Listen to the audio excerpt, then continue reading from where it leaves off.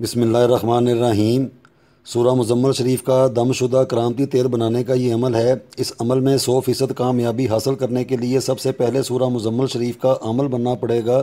اگر کوئی عمل نہ بھی بننا چاہے، صرف موقع کی مناسبت سے اس سورہ کے توسل سے اپنے مقصد کی کامیابی چاہے، تو وہ صرف روزانہ سادی خوراک کھائے، کسی بھی غیر شرن حرکات سے مکمل اجتناب کرے، اپنی شرمگاہ کی حفاظت کرے اور لوہے کا لنگوٹ پہنے، مطلب ایک قطرہ بھی پیشاب کے علاوہ کسی دوسری چیز کا نکلنے نہ پائے، وگرنہ عمل کامیاب تو ایک طرف بلکہ ساری زندگی ایک رجت میں گرفتار ہو جائے گا۔ 5 وقت کی نماز ضرور ادا کی جائے۔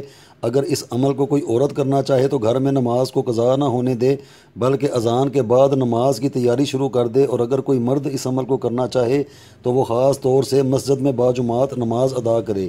روزانہ رات کو بعد نماز عشاء سے مٹی کا چراغ جلائے یا شمع، اور سورہ مزمل شریف 41 مرتبہ اول و آخر درود ابراہیمی کے ساتھ 41 مرتبہ سادے پانی پر دم کر دے، اور کسی بھی قسم کا کوئی حصار نہ کرے۔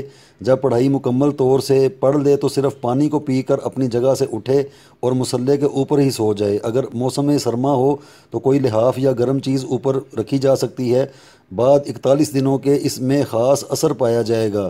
اس عمل کی کامیابی یا اس عمل کا کسی دوسرے سے ہرگز ذکر نہیں کرنا چاہیے، وگرنہ اسی وقت ساری محنت ضائع ہو جائے گی۔